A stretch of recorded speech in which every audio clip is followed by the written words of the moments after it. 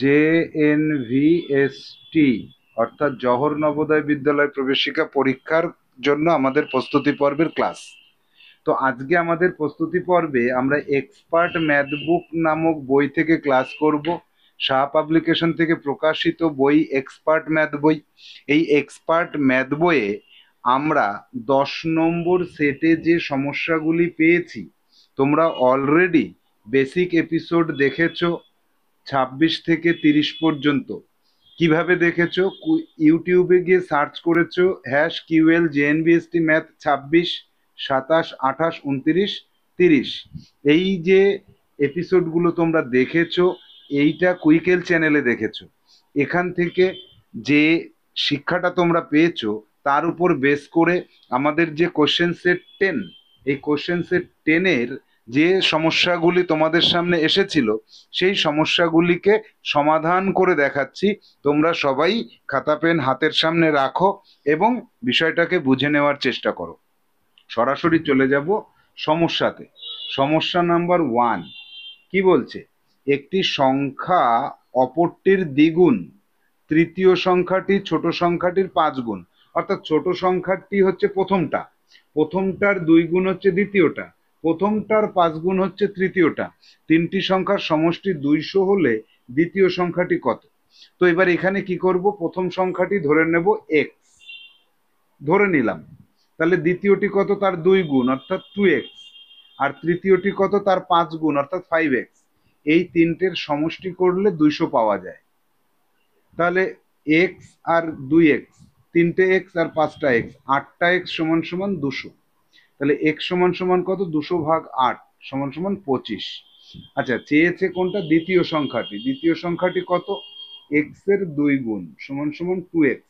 তাহলে দ্বিতীয় সংখ্যাটি কত? 2x সমান সমান 25 এর 2 গুণ 50। তাহলে দ্বিতীয় সংখ্যাটি 50 ডি অপশনে আছে। ডি অপশন এখানে কারেক্ট অ্যান্সার হিসেবে গণ্য করা হলো। যাব 2 দাগে। তিনটি সংখ্যার সমষ্টি 120। প্রথম ও তৃতীয় সংখ্যার সমষ্টি যদি 87 হয়, দ্বিতীয়টি কত? তাহলে দুটি সংখ্যার সমষ্টিকে তিনটি সংখ্যার সমষ্টি থেকে বিয়োগ করলে মাঝখানের যে সংখ্যা সেটাকে পাওয়া যায়। তাহলে এখানে আমাদের কি মনে রাখতে হবে? মনে রাখবো কি? যে তিনটে সংখ্যার সমষ্টি থেকে দুটো সংখ্যার সমষ্টিকে বাদ দিলে অপর সংখ্যাটিকে পাওয়া যায়। তাহলে উত্তর হবে আমাদের ডি অপশনটি সঠিক উত্তর হলো। যাব 3 দাগের সমস্যায়। দুটি সংখ্যার ভাগফল 14, ছোট সংখ্যাটি 12 হলে বড় সংখ্যাটি কত? আচ্ছা, এখানে ছোট আর বড় মানে বোঝো। ছোট মানে হচ্ছে ভাজক আর বড় মানে হচ্ছে ভাজ্য। ভাজ্য হচ্ছে বড় সংখ্যা। তাহলে এখানে দেখো, দুটো সংখ্যার মধ্যে বড়টা ভাজ্য আর ছোটটা ভাজক। তাহলে আমরা এখানে কি জানি? ভাজক পেয়েছি আর ভাগফল পেয়েছি। ভাজ্য কত? ভাজ্য হচ্ছে এই ভাজক আর ভাগফলের গুণফল। এই দুটোর গুণ করলে যেটা পাওয়া যাবে সেটা হচ্ছে ভাজ্য। তাহলে ভাজ্যটা এখানে হচ্ছে 168। একে যদি 12 দিয়ে ভাগ করো 14 পাওয়া যায়। তাহলে 168 সি অপশনে রয়েছে, এটা সঠিক উত্তর হিসেবে গণ্য করা হলো। যাব 4 দাগে। দুটি যুগ্ম সংখ্যার সমষ্টি। দুটি যুগ্ম সংখ্যা কত? 4 যোগ 6 সমান সমান 10 হলো যুগ্ম সংখ্যা। 12 যোগ 4 সমান সমান 16। 10 যোগ 16 26। সবসময় যুগ্ম সংখ্যায় আসে, যুগ্ম সংখ্যা হয়। তাহলে ডি অপশনটি এখানে সঠিক উত্তর হিসেবে গণ্য করব। যাব 5 দাগে। পি একটি যুগ্ম সংখ্যা। পি একটা যুগ্ম সংখ্যা ধরলাম 2, আর কিউ একটি অযুগ্ম সংখ্যা ধরলাম 3। এই দুটোর সমষ্টি 5, অযুগ্ম হলো। আবার পি একটা যুগ্ম সংখ্যা ধরলাম 4, কিউ একটি অযুগ্ম সংখ্যা ধরলাম 5, যোগ করলে 9 হলো অযুগ্ম সংখ্যা। আবার পি একটি যুগ্ম সংখ্যা ধরলাম 6, কিউ একটি অযুগ্ম সংখ্যা ধরলাম 9, 15। দেখো প্রতিবারই কিন্তু অযুগ্ম সংখ্যা আসছে। তাহলে সি অপশনটা এখানে সঠিক উত্তর হিসেবে আমরা ধরে নেব। যাব পরবর্তী সমস্যা 6 দাগে। অনলাইন ক্লাস বুকিং করার জন্য 9932224569 এই নম্বরে যোগাযোগ করতে হবে। তো 6 দাগে বলছে বিকাশ লিখলো 342, কিন্তু স্থানীয় মানের এককগুলি উল্টো দিক থেকে লিখলো। তাতে তার গণনায় যত হলো তা মূল সংখ্যার থেকে কত বেশি বা কত কম হলো। ভালো কথা। তাহলে বিকাশকে লিখতে বলা হয়েছে কত? 342। 342 যদি ঠিক ঠিকভাবে লেখা হয় তাহলে একক, দশক, শতক, তাহলে এইটা হয় 342। আর সে কি করেছে, একক এই পাশে লিখেছে, দশক শতক এভাবে লিখেছে। তাহলে একক দশক শতকটা যদি পাল্টে ফেলা হয় তাহলে এখানে শতকের ঘরে আছে কত? 2, দশকের ঘরে আছে 4, এককের ঘরে আছে 3, তাহলে 243 হলো তার লেখাটা। তাহলে এই লেখাটা আলটিমেটলি কি হলো? 243 হলো। তাহলে এইটা বেশি না এইটা বেশি হলো? যদি উল্টো দিক থেকে গণনা করা হয়, এইটা কম হয়ে গেল, এটা বেশি হয়ে গেল। কত কম হলো? বিয়োগ করলে 99 কম হলো। তাহলে 99 কম হলো, এইটাই আমার সঠিক উত্তর হিসেবে গণ্য করতে হবে। যাব 7 দাগে। দুটি সংখ্যার ভাগফল 19। বড় সংখ্যাটি অর্থাৎ ভাজ্য, ভাজ্য সমান সমান 209। তাহলে ভাজক কত? ছোট সংখ্যাটি কত? ভাজক কত? ভাজক কি করতে হয়? এই ভাজ্যকে এটা দিয়ে ভাগ করলে এটাকে পাওয়া যায়। তাহলে এটাকে ভাগ করলে 11 পাচ্ছি। ডি অপশনটা এখানে সঠিক উত্তর হিসেবে গণ্য করা হলো। যাব 8 দাগে। দুটি সংখ্যার সমষ্টি 56 আর একটি সংখ্যা 29 হলে অপরটি কত? সমষ্টি থেকে একটা সংখ্যাকে বিয়োগ করলে অপর সংখ্যাকে পাওয়া যায়। সি হবে এখানে সঠিক উত্তর। সি হবে সঠিক উত্তর। যাব 9 দাগে। 2 ব্যতীত সকল জোড় সংখ্যাই ড্যাশ সংখ্যা, যৌগিক সংখ্যা। 2 বাদে 4, 6, 8, 10, 12, 14, 16, 18, 20 সবই কিন্তু যৌগিক সংখ্যা, সবই যৌগিক সংখ্যা।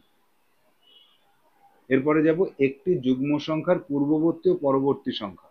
যে কোনো একটা যুগ্ম সংখ্যা 24, পূর্ববর্তী সংখ্যা 23, এটা বিজোড়, পরেরটাও বিজোড়। আর একটা ধরি, ধরো 36, এর আগে আছে 35 বিজোড়, এর পরে আছে 37, দুটোই কিন্তু বিজোড় সংখ্যা। তাহলে বিজোড় সংখ্যা এ অপশনটা এখানে সঠিক উত্তর হিসেবে গণ্য করা হলো। আচ্ছা, একটি 11 দাগে একটি বিজোড় সংখ্যার দ্বিগুণ কোন প্রকারের সংখ্যা? 15 একটা বিজোড় সংখ্যা, তার 2 গুণ করলে 30 হচ্ছে, 17 2 গুণ করলে 34 হচ্ছে, 19 38 হচ্ছে। সব ক্ষেত্রে যুগ্ম সংখ্যা আসে। তাহলে ডি হবে সঠিক উত্তর এখানে, ডি হবে সঠিক উত্তর। যাব 12 দাগে। বই সংগ্রহ করার জন্য এবং ক্লাস বুকিং করার জন্য 9932224569 এই নম্বরে যোগাযোগ করতে বলা হচ্ছে। একটি সংখ্যা 400 থেকে যত বেশি 700 থেকে তত কম, সংখ্যাটি কত? তাহলে 400 থেকে যতটা বাড়বে 700 থেকে ততটা কমবে, এই মাঝখানে সংখ্যাটা কত? এক্ষেত্রে মনে রাখবো আমরা, মনে রাখবো এই যে 400 আর এই 700 এদের গড় করতে হবে, গড়। তাহলে 550 হচ্ছে, যোগ করলে 1100 হচ্ছে, অর্ধেক করলে 550 হচ্ছে, এই 550। প্রমাণ করে দেখি, একটু প্রমাণ করে দেখার দরকার আছে। 550 400 থেকে কত বেশি? এটা 150 বেশি। আবার 700 থেকে কত কম? 150 কম। এই মিলে গেল না? বেশ। দুটি সংখ্যার অন্তর 65, ছোট সংখ্যাটি 23 হলে বড়টি কত? এই বড় সংখ্যা থেকে ছোট সংখ্যাটাকে বিয়োগ করে 65 পেলাম। এক্ষেত্রে কি করতে হয়? এই দুটোকে যোগ করলে উপরেরটা পাওয়া যায়। তাহলে 5 আর 3 8, 6 আর 2 8, 88 থেকে 23 বিয়োগ করে দেখো, এটাই হবে। তাহলে সি হবে সঠিক উত্তর। নিয়মটা মনে রেখো, নিয়মটাকে, নিয়মটা মনে রাখবে, সব সময় মনে রাখবে। যাব 14 দাগে। 35 এবং 55 এর মধ্যে অবস্থিত যুগ্ম সংখ্যা কয়টি আছে? 35 এবং 55 এর মধ্যবর্তী যদি বলে, এই দুটো বাদ যায়। এর মধ্যবর্তী 1টা 2টো 3টে 4টে 5টা 6টা 7টা 8টা 9টা 10টা থাকে। তাহলে ডি হবে এখানে সঠিক উত্তর। যাব 15 দাগে। প্রথম 5টি যুগ্ম সংখ্যা সমষ্টি কি ধরনের সংখ্যা? যুগ্ম সংখ্যার সমষ্টি। তাহলে প্রথম 5টি যুগ্ম সংখ্যার সমষ্টি কত জানো? 5 গুণ 6, এটা সূত্র, সংখ্যা তত্ত্ব অধ্যায়ে পেয়েছো। 30 কি ধরনের সংখ্যা? যুগ্ম সংখ্যা। সি হবে সঠিক উত্তর। যাব 16 দাগে। একটি সংখ্যা 400 500 এর মধ্যবর্তী এবং 50 দ্বারা বিভাজ্য হলে সংখ্যাটি কত?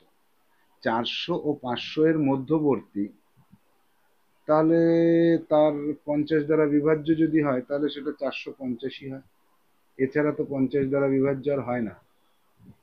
এবার যাব 17 দাগে, 500 থেকে যত বেশি 800 থেকে তত কম, সংখ্যাটি কত? তাহলে গড় করতে হবে। 8 আর 5 1300 ভাগ 2 সমান সমান 650। ডি হবে সঠিক উত্তর, ডি হবে এখানে সঠিক উত্তর।